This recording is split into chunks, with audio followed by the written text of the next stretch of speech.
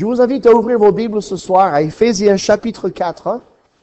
Éphésiens chapitre 4. Si on vous demandait ce soir de décliner votre identité, qu'est-ce que vous diriez? Vous direz, mon nom c'est un tel, mon prénom c'est ceci, je suis né tel jour, dans telle localité, j'ai tant d'âge, mes yeux sont d'une certaine couleur, mes cheveux d'une autre couleur, etc., etc. J'ai une marque sur le dos et puis sur le bras, et puis voilà comment on peut me connaître. Mais quelle est notre carte d'identité d'Église? Qu'est-ce que c'est que d'être un enfant de Dieu et qu'est-ce que c'est que l'Église? Pourquoi sommes-nous ensemble? Pourquoi vous venez ici? Bon, je vous accorde que cette salle est devenue très jolie. C'est déjà une bonne raison de venir. Il y a 15 ans en arrière, c'était pas comme ça. Hein? Mais, en dehors de la beauté de la salle, il doit y avoir autre chose qui vous motive à venir ici régulièrement. Et il y a en effet une raison pour laquelle on se réunit, c'est parce qu'il y a 2000 ans, un homme, qui n'était pas qu'un homme, qui était Dieu, homme, a créé quelque chose d'absolument insensé. Il le dit lui-même. Parmi vous qui avez été appelés, il n'y a pas beaucoup de sages. Dieu a voulu confondre les choses qui sont par les choses qui ne sont point. Peut-être vous êtes de la noblesse ou vous êtes extrêmement intelligent ou très beau ce soir. C'est possible, mais si vous êtes l'exception. Dans l'Église de Jésus-Christ, on est plutôt des gens vraiment très ordinaires. Et Dieu l'a fait exprès pour qu'en se servant de nous, le monde soit vraiment surpris et étonné. C'est pas possible que ce sont ces gens incapables qui puissent faire telle ou telle chose. Ça doit pas être eux, ça doit être Dieu. C'est pas possible. Et c'est le but de Dieu, à travers l'Église, que sa grâce soit manifestée. Et c'est donc ce dont on va parler un peu du sujet de l'humilité. L'humilité, comment être humble? Qu'est-ce que c'est que l'humilité? Et est-ce qu'on a besoin de l'humilité dans la vie chrétienne? Est-ce que je peux moi-même devenir humble? Est-ce important d'être humble? Alors, pour entrer en matière, Éphésiens chapitre 4, verset 1. « Je vous exhorte donc, moi, le prisonnier dans le Seigneur, à marcher d'une manière digne de la vocation qui vous a été adressée. » Quand on voit le mot « donc » dans n'importe quel texte, ça vous renvoie à ce qui vient d'être dit. Ça veut dire qu'ici, au chapitre 4, il dit « À la lumière de tout ce que je viens de vous dire, il y a une conséquence. Il y a une application pour vous. Si vous signez un contrat de travail, une fois que vous avez tout signé, vous dites « Bon, je rentre à la maison. Merci, monsieur. Merci pour le salaire que vous allez me verser à la fin du mois. » Le patron dit non. Vous venez de signer un contrat de travail, donc vous allez prendre le travail. Le salaire ne viendra pas sans le travail. Et le Seigneur dit la même chose. Il dit, je vous ai appelé, j'ai fait de vous mes rachetés, mes enfants d'adoption. Vous êtes devenus enfants de Dieu. Par conséquent, vous devez vous comporter et vivre et réagir et marcher d'une manière digne de votre famille. Puisque vous êtes enfants de Dieu, vous devez marcher comme des enfants de Dieu. Il y a, bien sûr, bien des frères et sœurs évangéliques qui croient qu'on peut être enfant de Dieu un jour et puis ne plus l'être. Mais ça, c'est une logique qu'on ne peut pas appliquer à sa propre famille. Il n'y a aucun parent ici présent qui a jamais pu dire à son enfant, attention, si tu continues à avoir ce comportement, tu risques de ne plus être mon enfant. Fais gaffe. Aucun parent ne peut le dire. Aucun enfant ne peut dire, attention maman, si tu ne me donnes pas ce que je veux, tu risques de ne plus être ma maman. Hein? Alors tu fais gaffe. Hein? Et non, c'est complètement ridicule. Ni le parent ni l'enfant ne peuvent rien changer à ce lien biologique. Ce qui change dans la relation, c'est la qualité. La qualité de cette relation. Et vos enfants.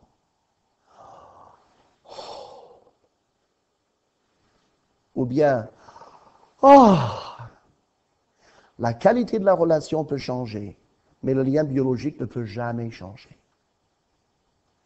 De la même manière, puisque l'apôtre, inspiré par l'Esprit Saint, nous parle ici de « Je veux vous inviter à marcher d'une manière digne de la vocation ». La vocation, on vous appelle enfants de Dieu. Marchez comme des enfants de Dieu. Et on va voir ce que cela implique. Mais, qu'est-ce qu'il a dit dans le premier chapitre, dans les premiers chapitres? Regardez par exemple, chapitre 1, verset 5. Il faut d'abord voir, avant de commencer à voir comment on doit agir aujourd'hui, il faut voir où est-ce que nous allons finir. Où est-ce que nous allons finir? Imaginez qu'on vienne vous dire, un jour, vous finirez président de la France. On peut vous le prophétiser, on peut vous le prédire, vous finirez président de la France. Si c'était vrai et si on le croyait, on commencera vraiment à étudier la politique, on commencerait à étudier l'économie, on commencerait à se préparer à ce poste. Si on savait que c'est là qu'on devrait finir, n'est-ce pas? Je veux dire, si on a un peu de bon sens, on dirait, mais il faut que je bosse, parce que pour quand j'arriverai là, il faut que je sois à la hauteur. Qu'est-ce que vous allez devenir? Qu'est-ce que je vais devenir un jour? Regardez verset 5. Il, c'est Dieu, nous a prédestinés dans son amour à être ses enfants d'adoption par Jésus-Christ, selon le bon plaisir de sa volonté, voilà dans le verset 6, pour célébrer la gloire de sa grâce, dont il nous a favorisés dans le bien-aimé. On dit, je ne comprends rien, ça. Être président de la France, ça, je le comprends. Mais célébrer la gloire de sa grâce, ça ne me dit rien. Je ne comprends pas ce que ça veut dire. Ça veut dire qu'un jour dans le ciel, vous et moi, si vous êtes sauvés, nous allons célébrer et glorifier Dieu de combien c'était merveilleux toute l'aide qu'il nous a donnée pour être sauvés et pour vivre la vie chrétienne. Voilà ce que ça veut dire. On va louer Dieu et en nous regardant, d'autres gens autour de nous vont louer Dieu de toute la faveur qu'il nous a faite de nous avoir sauvés et de toute l'énergie qu'il nous a donnée pour vivre notre vie chrétienne. Voilà ce que l'on va faire pour l'éternité. Voilà la raison pour laquelle Dieu nous a sauvés. Ah, vous pensez, je croyais que Dieu m'a sauvé parce que j'étais bien. Non. Dieu ne vous a pas sauvé parce que vous étiez bien, parce que vous n'êtes pas bien. Je ne suis pas bien. Il nous a sauvés pour prouver combien il est rempli de miséricorde. Il nous a rachetés pour nous montrer combien son amour est grand pour les gens qui ne le valent pas. Voilà pourquoi il nous a sauvés. Pour se glorifier, quand les anges disent qu'il n'est pas possible que Dieu ait pu sauver des gens pareils, et pourtant, on est obligé de l'admettre. Dieu va être glorifié, c'est comme ça qu'il va se glorifier dans le ciel. Voilà ce donc à quoi nous allons servir pour l'éternité. Alors, il explique dans le chapitre 2 d'où Dieu nous a tirés. Dans les premiers versets, vous étiez morts par vos offenses et par vos péchés, dans lesquels vous marchiez autrefois selon le train de ce monde, l'esprit qui agit maintenant dans les fils de la rébellion. Nous étions par nature des enfants de colère comme les autres, des gens irrécupérables. Dieu dit, voilà ce que vous étiez. C'était pire que ça, vous étiez même morts. Vous viviez comme si je n'existais pas. C'est comme ça que je vous ai trouvé. C'était comme ça que vous étiez. Et Dieu dit, et c'est de là que je vous ai tiré, je vous ai montré ma grâce, je vous ai sauvé.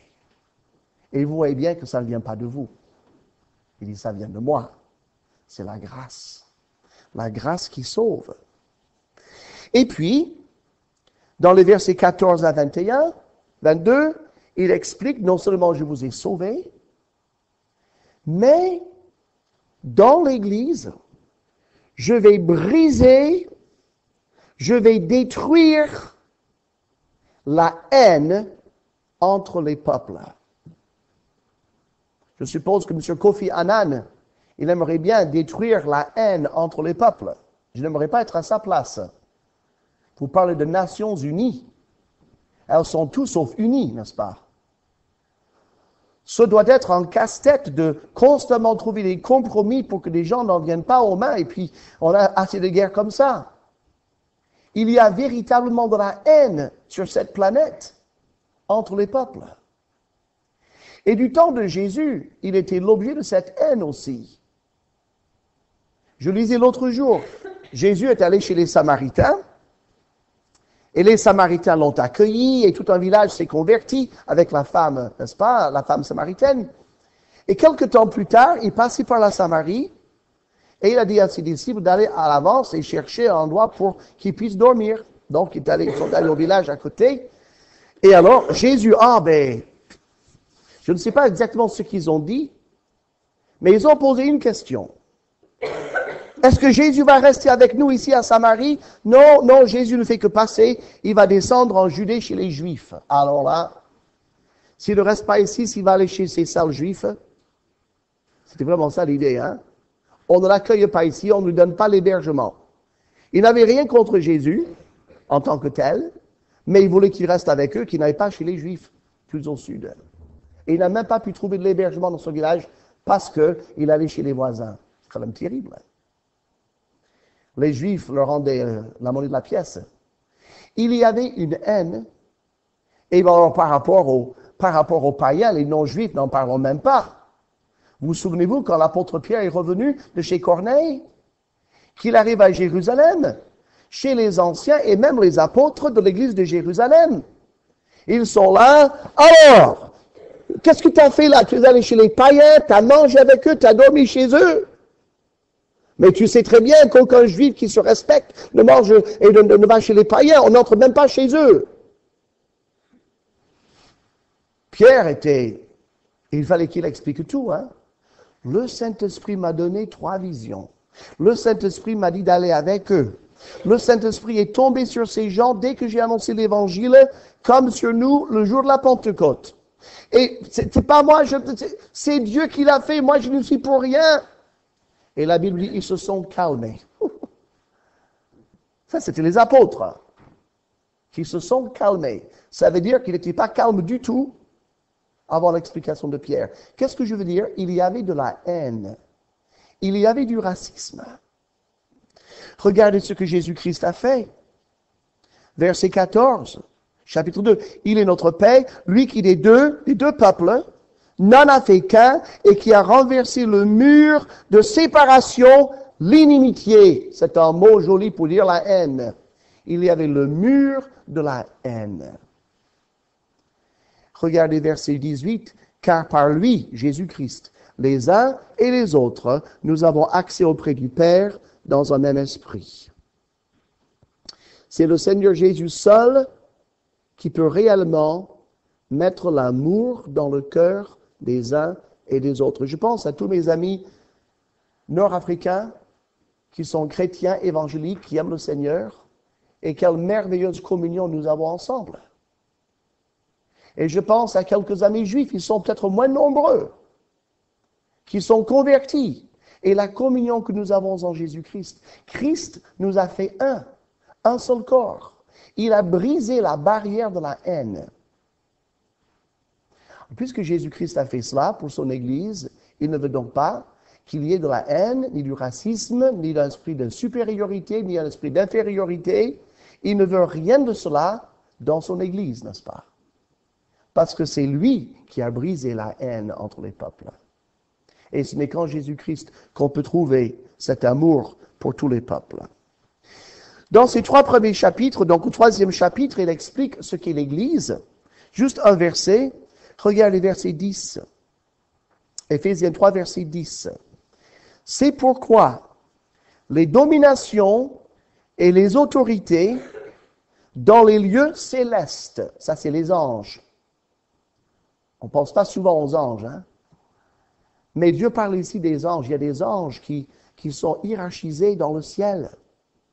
Même les anges de Satan ont une certaine hiérarchie. Eh bien, ces dominations et ces autorités dans le lieu céleste connaissent aujourd'hui, par l'Église, la sagesse infiniment variée de Dieu. Qu'est-ce que ça veut dire? Dans le grec, ce mot infiniment varié, ça veut dire multicolore. Multicolore. On n'en a pas trop dans nos églises baptistes, mais dans les églises catholiques, on a de magnifiques vitraux, n'est-ce pas? Des milliers de petits bouts de verre sertis avec du plomb. C'est très cher, c'est très long, et c'est merveilleux. Alors, quand il fait nuit dehors, avoir du verre transparent, normal, dépoli, ou avoir du vitrail, c'est pareil au même. On ne voit rien, aucune différence. Mais quand le soleil brille à travers le vitrail, c'est d'une splendeur. Et l'Église, quand on voit des gens les uns à côté des autres, ils n'ont rien de vraiment exceptionnel.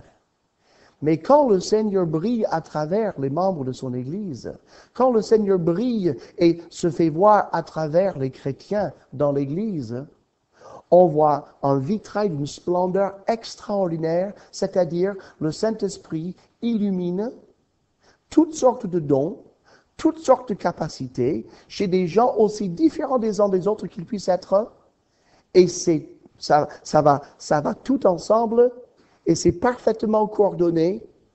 C'est un peu comme le corps. Si on n'avait jamais vu un corps humain, et qu'on voyait nos membres étendus sur une table, hein, nous ne saurions pas comment le monter, n'est-ce pas? On ne saurait pas que les mains vont au bout des bras, que la tête va au bout du tronc. On ne saurait pas ces choses. On ne saurait pas que les genoux vont au milieu de la jambe. Peut-être on le monterait vraiment monstre si on n'avait jamais vu un être humain. Eh bien, Dieu a fait un corps, c'est l'Église locale, et si vous êtes sauvés, et si vous êtes impliqués dans cette Église locale, vous êtes un membre de ce corps. Et si vous êtes un membre de ce corps, vous avez de toute façon un don spirituel, et l'Église a besoin de votre don spirituel, et vous avez besoin de tous les dons spirituels des autres membres pour fonctionner comme un membre. Vous ne demandez pas à votre pied d'avoir une vue 10 sur 10. Vous demandez à votre pied de vous porter. On ne demande pas à notre œil d'avoir une bonne ouïe. On demande à notre oreille d'écouter. Et c'est ainsi que la complémentarité des frères et sœurs avec le pasteur dans l'Église, ça exprime la sagesse infiniment variée, multicolore de Dieu, et c'est une preuve de sa sagesse pour les anges qui nous regardent. Pensez pas que c'est si important que ça, hein? On entre dans une salle, on s'assied, on écoute un message, on chante quelques cantiques, on se salue et on s'en va. Puis c'est tout. Mais c'est pas tout. Ça, ce n'est que la partie visible. Il y a toute une partie en dessous que les anges regardent, que Dieu regarde. Et quand nous venons ensemble avec cette pensée, mais je suis un enfant de Dieu, j'ai reçu un don spirituel, j'ai la capacité de servir Dieu, et mon don est complémentaire aux autres dons de mes frères et sœurs. Et si nous mettons tous nos dons au service des uns des autres, il ne manquera aucun ministère dans notre Église. Mais ça change totalement notre mentalité quand nous venons ensemble. Et ça change totalement notre manière de regarder les uns et les autres. Chaque autre est précieux, parce que chaque autre a des dons et des capacités que je n'ai pas, et dont je ne peux pas me passer. J'ai besoin d'eux autant qu'ils ont besoin de moi. Alors c'est à la lumière de tout ça qu'au chapitre 4, il dit, « Je vous exhorte, donc, en vertu de tout ce qu'on vient de voir, à marcher d'une manière digne de la vocation qui vous a été adressée. » Alors la question se pose, mais comment puis-je marcher d'une manière digne de la vocation qui m'a été adressée? Comment je vais faire pour vivre la vie chrétienne comme elle doit être vécue. Est-ce que vous vous êtes jamais posé cette question? Peut-être que non, hein? Peut-être que je vous pose des questions que vous ne vous êtes jamais posées. Peut-être que vous vous êtes dit, bon, la vie chrétienne, somme toute, c'est assez facile, hein? On lit un chapitre par jour, on prie un petit peu, on va à l'église 2 ou 3 fois par semaine, on fait quelques bisous aux frères et aux sœurs, on serre la main de quelques autres, on dit bonjour au pasteur, et puis voilà, c'est bon, on a vécu notre vie chrétienne, et une semaine de passé, une autre qui commence. Voilà, je trouve ça assez facile. Autant aller dans une autre église, dans une église romaine, ou à une mosquée, ou on peut aller faire n'importe quelle religion avec ça. Si la vie chrétienne c'est ça, mais n'importe qui peut la vivre, même le païen le plus tordu peut le vivre. Tout le monde peut arriver à sourire 2 ou 3 fois par semaine à une dizaine de personnes, une trentaine de personnes dans un joli local. Ça, tout le monde peut le faire. Mais qu'est-ce que c'est que vivre la vie chrétienne? Surtout d'une manière digne de Dieu. C'est ça là, le gros problème. Comment faut-il faire? Je vais vous dire, on ne peut pas le faire. Il m'est impossible de vivre de manière digne de notre vocation. À nous, impossible. On peut sortir ce soir en disant, là, j'ai pris une résolution, là, il y a des trucs qui vont partir de ma vie, et je vais mettre les bonnes habitudes à la place, et je crois que là, ça va être bon. D'ailleurs, j'en fais la promesse de mes frères et sœurs, à partir de maintenant, je vais changer, je vais prendre de bonnes résolutions, et vous allez voir que je vais être un très bon chrétien à partir de maintenant. Vous pouvez me faire confiance. Je vous donne 72 heures. Boum! Avant d'être arrivé à la maison, vous serez assailli par des pensées que vous n'avez jamais eues auparavant. Vous allez dire, mais c'est pas possible. Il est impossible pour nous de vivre la vie chrétienne d'une manière digne de Dieu. Nous avons besoin de l'aide de Dieu à chaque instant. On a lu en Éphésiens 2, verset 10, le verset 8, « Car c'est par la grâce que vous êtes sauvés, par le moyen de la foi, et cela ne vient pas de vous, c'est le don de Dieu. » Vous dites, mais ça, ce verset, je le connais. Je le connais depuis le jour de ma conversion. Tous les chrétiens connaissent Éphésiens 2, 8, n'est-ce pas?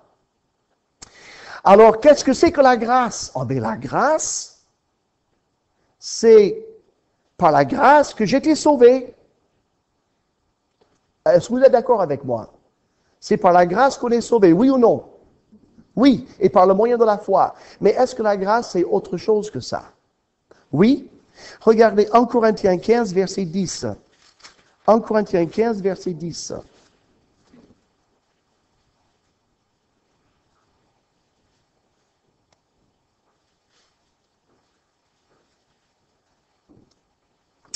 C'est l'apôtre Paul qui parle de tout le travail qu'il a fait pour le Seigneur depuis sa conversion. Il ne parle pas ici de sa conversion. Il parle de son ministère. Regardez ce qu'il dit. « Par la grâce de Dieu, je suis ce que je suis, et sa grâce envers moi n'a pas été vaine. Loin de là, j'ai travaillé plus que tous les autres apôtres. Non pas moi toutefois, mais la grâce de Dieu qui est avec moi. » Qu'est-ce que c'est que la grâce ici? On voit bien, ce n'est pas la grâce qui m'a sauvé. Ici, la grâce, c'est autre chose. C'est quoi? Eh bien, c'est l'énergie de Dieu par laquelle Paul a fait tout son travail d'apôtre. Il a dit, c'est pas mon énergie. Ce ne sont pas mes talents. Ce n'est pas ma personne qui a fait tout ça. C'est la grâce de Dieu qui a agi en moi. Ça veut dire, c'est l'énergie de Dieu qu'il m'a accordée. C'est par cette énergie-là que j'ai fait tout ce travail. Et ça, c'est la réponse à notre question. Comment pouvons-nous vivre d'une manière digne de notre vocation? Il faut avoir recours à la grâce de Dieu aujourd'hui et demain et après-demain. La grâce, c'est deux choses donc. C'est la faveur par laquelle nous avons accepté Christ, qu'on est né de nouveau, ça on est tous d'accord. Mais la grâce, c'est aussi l'énergie de Dieu dont on a besoin pour vivre chaque heure de la vie chrétienne. Allons voir un autre passage, c'est en Hébreux chapitre 4.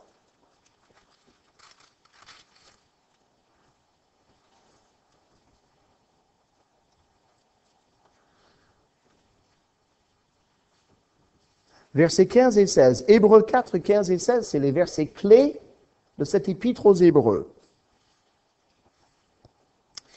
Car nous n'avons pas un souverain sacrificateur qui ne puisse compatir à nos faiblesses. Au contraire, il a été tenté comme nous en toutes choses, sans commettre de péché. Approchons-nous donc avec assurance du trône de la grâce, afin d'obtenir miséricorde et de trouver grâce pour être secourus dans nos besoins. Alors on voit bien ici, il ne s'agit pas non plus d'inconvertis qui doivent se convertir. Ici, il s'agit de gens qui sont déjà chrétiens. Ils sont déjà des chrétiens, mais qui ont besoin d'aide.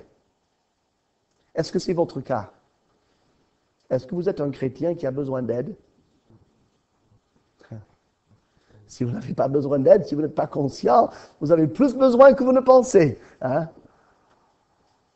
Je crois qu'aucun de nous ne se rend compte à quel point il a besoin de l'aide de Dieu. On sait qu'on en a besoin, mais est-ce qu'on se rend compte à quel point on est vraiment nécessiteux? En tous les cas, on le croit déjà. Je suis donc un enfant de Dieu et j'ai besoin d'aide.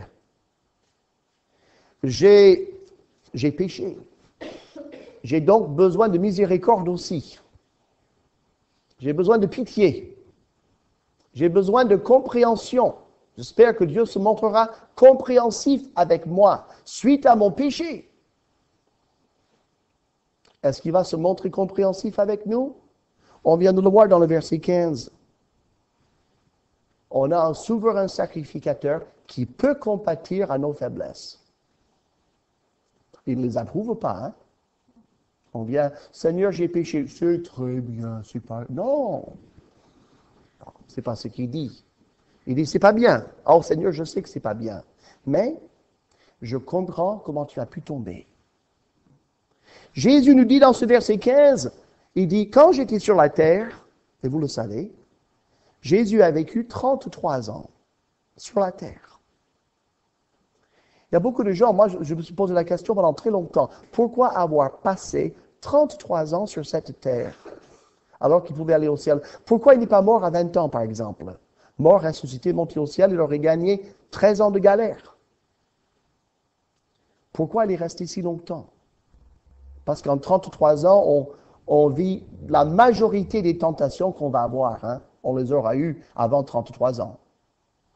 La majorité des déceptions, à part la vieillesse, bien sûr, mais la majorité des déceptions et des difficultés que quelqu'un peut éprouver, il va les avoir éprouvées avant l'âge de 33 ans. On peut dire, à 33 ans, on a à peu près vécu ce que la vie peut nous réserver. Pourquoi est-il resté si longtemps? C'est parce que il fallait qu'il connaisse toute la gamme des tentations humaines et toute la gamme des souffrances humaines. Il fallait qu'il les connaisse par expérience. Vous dites, où est-ce qu'on trouve ça dans la Bible? Regardez Hébreux chapitre 2. Hébreux chapitre 2. Verset 10. Il convenait, en effet, que celui pour qui et par qui sont toutes choses, ça c'est Jésus-Christ, et qui voulait conduire à la gloire beaucoup de fils, est élevé à la perfection par les souffrances, le prince de leur salut. En fait, c'est le Père, pour qui et par qui sont toutes choses. Le prince de leur salut, ça c'est Jésus-Christ. Et il fallait que le Père élève Jésus-Christ à la perfection par les souffrances. Ça c'est bizarre comme verset parce qu'on dit, mais attends, Jésus était toujours parfait. Il n'a jamais cessé d'être parfait. Comment pouvait-il être élevé à la perfection s'il était déjà parfait? Ce mot perfection dans la Bible ne veut pas dire uniquement perfection morale, comme Jésus n'a jamais péché. Le mot perfection veut dire quelque chose d'accompli. Quand il y a un menuisier, qui est déjà un très bon menuisier, qui va encore faire des stages et des stages, on dit, mais vous connaissez déjà votre travail. Il dit, je veux me perfectionner. Il ne va jamais devenir parfait, mais il va devenir accompli. Il va savoir tout faire dans son métier. Comprenez? Et Jésus devait comprendre toutes les souffrances que les hommes peuvent comprendre, connaître, et il devait les avoir vécues par expérience pour pouvoir nous comprendre quand on vient avec une faillite. Et c'est pour cela qu'il peut nous comprendre, quel que soit notre péché, parce qu'il a été tenté, c'est-à-dire Satan est venu le solliciter pour faire ces choses-là. Donc il sait ce que c'est. Puisqu'il peut nous comprendre, il veut qu'on vienne à lui et il peut nous donner l'aide dont nous avons besoin. Nous revenons à Hébreux 4, verset 16. Nous obtenons la miséricorde et nous trouvons la grâce, cette énergie divine, pour être secourus dans nos besoins. Alors, peut-être vous dites, mais qu'est-ce que ça vient faire avec l'humilité? Je trouve qu'on est un peu égaré du sujet. On allait parler d'humilité, on parle de grâce, etc. Mais c'est très simple. Pour avoir cette énergie divine, il nous faut être humble. Si on n'est pas humble, on ne peut pas la recevoir. Et que dit la parole à ce sujet? Regardez par exemple Jacques. Jacques.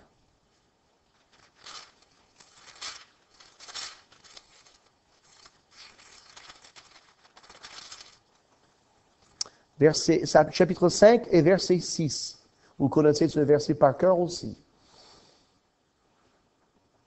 Dieu résiste aux orgueilleux, mais il fait grâce aux humbles.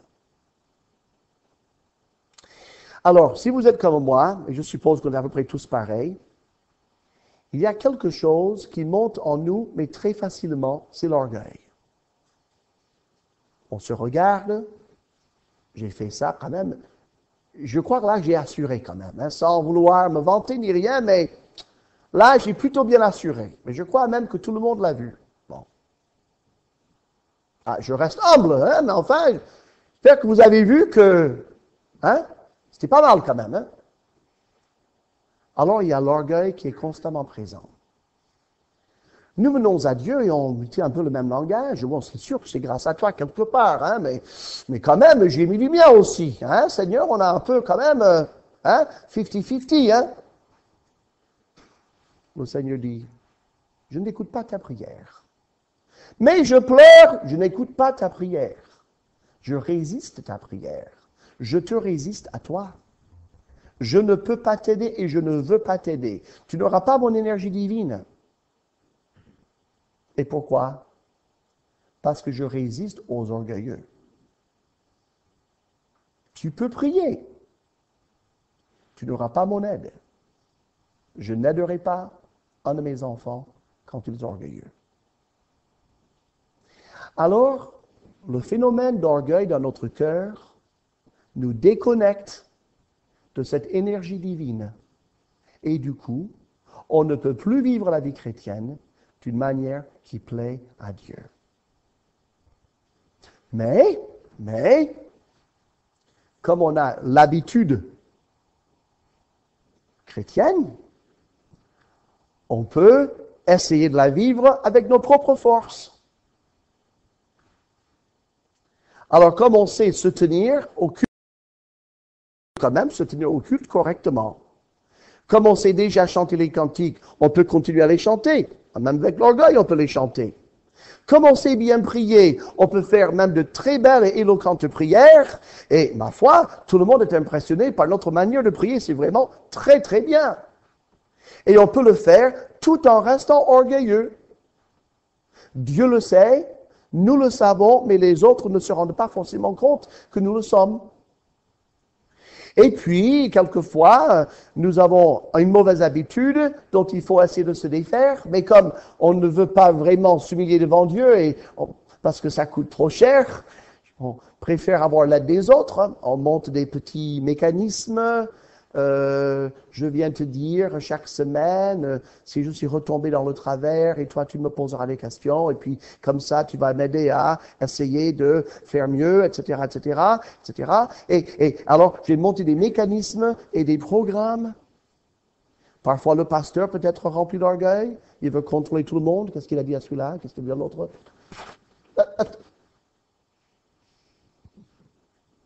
Il faut que, tout le monde reste sous la coupe. Le pasteur est le surveillant de l'Église, il va rendre des comptes pour Dieu, à Dieu, pour chacun d'entre vous. Mais l'orgueil s'attend à toujours à notre programme. Et ça ressemble beaucoup au programme de Dieu. Seulement, on n'a pas besoin de la grâce de Dieu, on peut le faire par les moyens humains. Vous voyez ce que je veux dire? Et qu'est-ce qu'on devient? On devient une religion. On devient un groupement religieux. Et on ne fonctionne plus avec l'énergie divine. On ne fonctionne plus avec la grâce. Et pourquoi? Parce qu'on a laissé l'orgueil nous déconnecter de l'énergie divine. Alors, l'homme, enfin la femme aussi, l'humanité, nous avons tendance à l'orgueil. Cette tendance nous vient d'Adam et d'Ève. Dieu les avait créés. Adam et Ève savaient que l'Éternel les avait créés. Ils savaient très bien. Adam et Ève savaient que Dieu était bon. Ils le savaient au fond de leur cœur. Ils n'avaient qu'à voir le jardin d'Éden et les rendez-vous tous les soirs pour s'apercevoir que Dieu était quand même fondamentalement bon. Si vous êtes un Dieu méchant, vous ne mettez pas des gens dans un jardin comme celui d'Éden. Et ils savaient aussi que Dieu les ayant créés devait avoir le droit de leur imposer sa loi. Surtout qu'il n'y en avait qu'une seule loi. Ne mangez pas le fruit de ce seul arbre. C'est tout ce que je vous demande. Rien d'autre, rien de plus. Juste ça.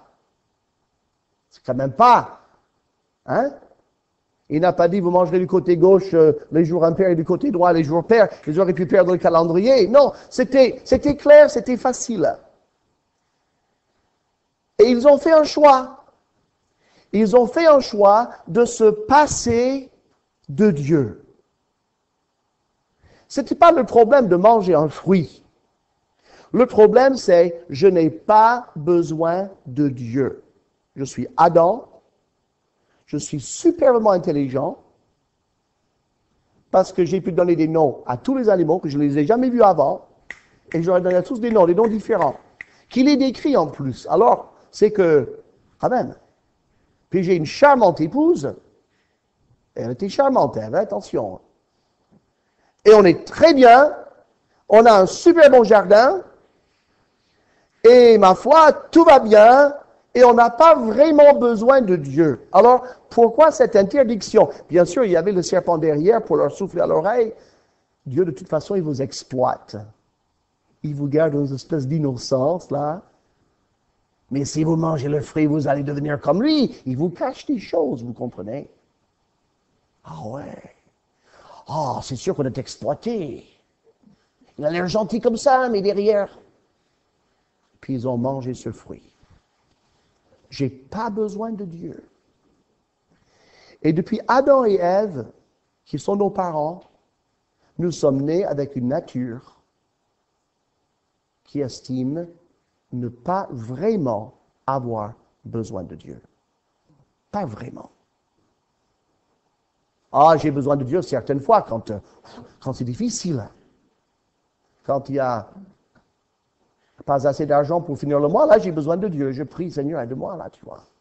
Quand je tombe malade, gravement malade, qu'on ne peut pas guérir avec un efferalgan, alors là, je prie, Seigneur, je suis malade, il faut que tu me guérisses.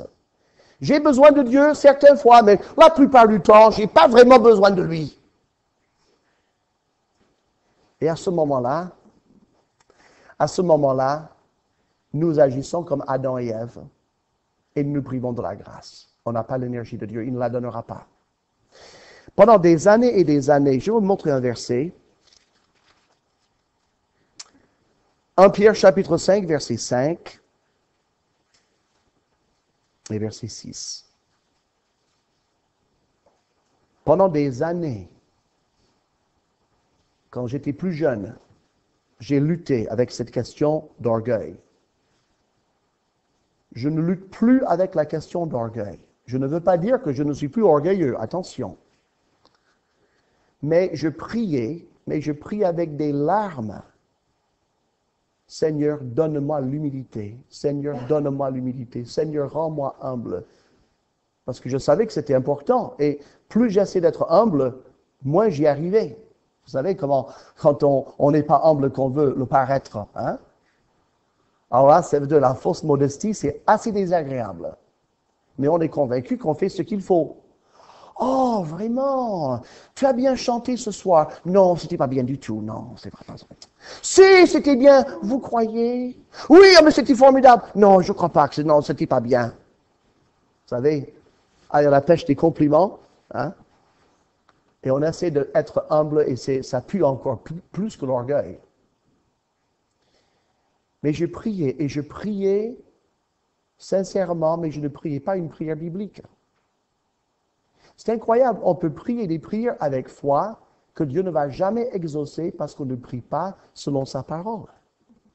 Et un jour, longtemps après, je suis tombé sur ces versets que j'avais lus des dizaines de fois, mais jamais je ne les avais compris. Quand il dit, Dieu résiste aux orgueilleux, mais il fait grâce aux humbles, humiliez-vous donc sous la puissante main de Dieu. Je dis, ah bon? Dieu ne va jamais me donner l'humilité. Il me dit, humilie-toi. C'est un ordre. C'est tout à fait différent. Et comment est-ce qu'on peut s'humilier? Qu'est-ce que c'est que s'humilier? Il dit, humiliez-vous sous la puissante main de Dieu. Si on prend le temps, et je termine, si on prend le temps de réfléchir à ce que nous sommes par rapport à ce qu'est Dieu, vous les hommes costauds, montrez votre biceps, ça c'est de la force. Et on a peine à lever 50 kilos. Et encore, quelquefois, on n'y arrive même pas. Ça, c'est de la force. Puis vous voyez un éclair qui tombe, et vous savez que cet éclair a assez d'électricité pour éclairer la ville de New York pendant 3 heures. Des millions de volts. Et Dieu vous envoie un autre, et puis sans en avoir l'air, ça ne lui coûte rien, et puis il fait d'autres choses ailleurs. Mais ma force par rapport à la sienne, à tous les points de vue, est tellement nulle, est tellement inexistant. Mais de quoi je me glorifie? Mais franchement, je me pose la question. Vous savez d'où vient l'orgueil? L'orgueil vient quand on se compare aux autres. Mais attention, on ne se compare pas à n'importe qui, hein? On se compare à des gens qu'on estime ne pas être aussi bien que nous. Comme ça, on peut dire, oui, bon, c'est vrai que je ne suis pas le meilleur, mais enfin, je fais mieux que lui quand même, hein? Ça, je pense que tout le monde l'a vu, que je fais mieux que lui. Lui, vraiment, là, lui, il est nul, hein? Mais archi nul. Bon, moi, je ne suis pas tout à fait nul, donc je suis mieux que lui. L'orgueil choisit avec qui il se comparera pour se donner une raison d'être orgueilleux. Mais c'est fondamentalement stupide. Parce que c'est nous qui sommes juges et partis. Nous posons un jugement avec l'idée déjà que je vais paraître meilleur que celui à qui je me compare. Si ça, c'est pas injuste et stupide, je ne sais pas ce que c'est. L'orgueil est stupide. L'humilité, se comparer à Dieu, c'est la chose la plus sage, la chose la plus raisonnable que nous puissions faire. Ça, c'est la réalité. Devant le Créateur de l'univers, qui suis-je? Qu'est-ce que je peux faire, moi? Jésus a vécu la vie chrétienne parfaitement. Et moi, à côté. Mais alors, c'est archi nul. Mais c'est zéro. Mais c'est catastrophique. Et quand on est pénétré de ce que nous sommes par rapport à ce qu'est Dieu, quand on s'humilie, on ne trouve pas l'humilité. on trouve Dieu. Et quand on trouve Dieu et on a une vision de Dieu, on a l'humilité sans l'avoir cherché. L'humilité, c'est pas quelque chose que, tiens, je voudrais 3 kilos d'humilité. Hein? Pas 3,5 kg, ça me rendrait trop humble. Juste ce qu'il faut pour que les gens voient que je suis humble. Non, c'est pas une quantité qu'on peut acheter ou qu'on peut vendre 500 grammes. C'est pas ça. L'humilité, c'est pas quelque chose qu'on peut posséder. L'humilité, c'est notre attitude quand nous sommes dans la présence de Dieu et que nous comprenons qui est Dieu. Dieu a des lois dans la parole. Il y a des lois, il y a des règles. Il y a des commandements dans cette parole. Est-ce qu'ils sont bons, ces commandements? Est-ce que Dieu s'est trompé quelquefois? Vous savez comment nous sommes quelquefois? Oui, c'est vrai, la Bible dit ça, mais bon, c'est moi, j'estime que... Attends, vous êtes qui pour dire vous estimez que? Si Dieu l'a dit, est-ce qu'il n'a pas raison? Et quand nous manquons d'humilité, nous nous plaçons là, à juger ce que Dieu dit. Oui, ça c'est pas mal. Oui, ça, moi, j'aime pas tellement. Non, mais ça, franchement, ça, je n'accepte pas. On n'oserait pas le dire au culte, mais chez soi, on le dit. Hein? Écoutez, faire la volonté de Dieu, c'est la chose la plus sage, la chose la meilleure qui puisse vous arriver à vous et à moi. Et quand on s'humilie, quand on comprend vraiment qui est Dieu, eh bien, la Bible dit, il vous élèvera au temps convenable. Il vous élèvera quand ce sera le moment. Mais c'est un commandement qui nous donne cette humilité. Pourquoi tout ça? Nous revenons à notre premier verset. Il dit, « Je vous exhorte donc, moi, le prisonnier dans le Seigneur, à marcher d'une manière digne de la vocation qui vous a été adressée. » Il y a une vie chrétienne qui est digne de Jésus-Christ. Et puis il y a toutes sortes de manières de vivoter la vie chrétienne qui ne sont pas dignes de Jésus-Christ. Mais pour vivre de manière digne du Seigneur, on est obligé d'avoir sa grâce. Il n'y a aucune autre manière de la vivre. Et cette grâce, on ne peut pas l'obtenir si on ne s'humilie pas. Mais quand on s'humilie, nous l'avons immédiatement. Immédiatement, l'énergie de Dieu pour vivre pour Dieu, comme Dieu le veut, par la puissance de Dieu. Ça, c'est merveilleux. Il n'y a aucun effort.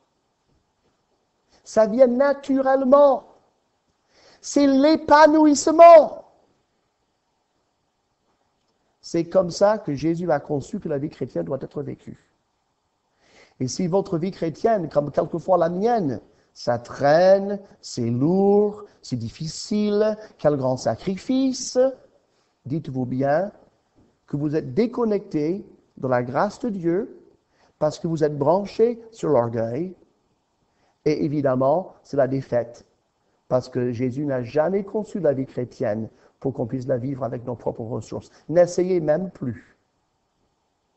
Tournez-vous vers lui, tournons-nous vers lui, et nous trouverons la grâce pour être secourus dans nos besoins. Prions Dieu.